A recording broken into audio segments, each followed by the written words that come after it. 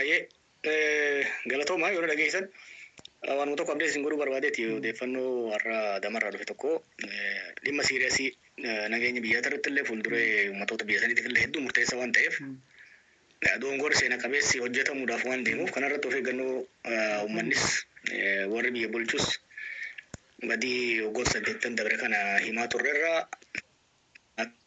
doongoor guddaan hojjenne ibsuuf hin dhiyaadhe. Kaleessarraa kaasee Adaamatti walga'iin koree gidduugaleessaa bal'inaa dhoksaadhaan godhamaa jira. Walga'ii sanarratti maaltu mari'atame maaltu akka ajandaatti dhiyaatee garamitti deemamaa jira ka jedhu dubbachuudhaaf dhufe. Dhimmi kun dhimma nageenya biyyaa dhimma akeeka uummata keenyaa kan hanga har'aa irratti qabsoon godhame kan gara fuulduraatti irratti illee dhiibbaa waan qabaatuuf sana kam odeeffannootti xiinxala gara fuulduraatti dhufa irratti sadarkaa odeeffannootti gurra akka qabataniif waan dhiyeessuun barbaade jechuudha. Ajandaalee murteessootaan waan baay'ee irratti mariin isaanii paartiin bilchiginnaa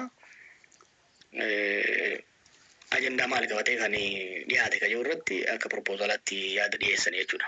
Dhimmoota gurguddoo afran hedduu murteessoo dhiyaatan 3-4 isin dhiyeessuun barbaada. Ka dura dhimma federaalizimii irratti propoozalli yaadni dhiyaate federaalizimiin amma jiru kan saba sablammoota irratti hundaa'e kun akka jijjiiramu kan jedhudha.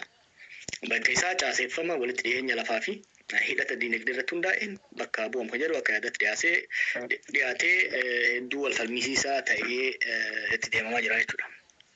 Kiliir akka ta'uuf federaalizimiin amma jiru kun akka hafuu fi ka caaseeffama haaraadhaan ka akkaataa walitti hidhiinsa diinagdee walitti dhiyeenya lafaatiin akka ta'u yaadni dhiyaatee jira. Kunis wal falmisiisaa jira. Hedduu kan ajaa'ibe san keessa yaada kana duras dhagayaa turre.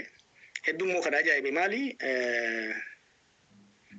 Nootolli federaalizimicha jijjiiruu osoo hin taane haalli ittiin jijjiiramu immoo akka duraarraa akka jijjiiramu. Dur fakkeenyaaf naannoon tokko uummattoonni naannoo tokko keessa zoonis haa ta'uu naannoo uummachuu kan barbaadan taate riifarandamiidhaan marii uummataa godhame riifarandamiidha.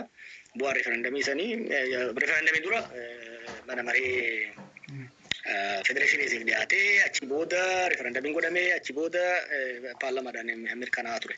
Amma sun hafee kallattiidhaan yaadichi paarlamaadhaan dhiyaate loor haawusiif dhiyaate loor haawusiin irratti mari'ate booda pirezidentiin mallatteessa. Pirezidenshalizimii illee itti dhufnaa garamitti akka deemaa jiran very simple hirmaannaa uummattoota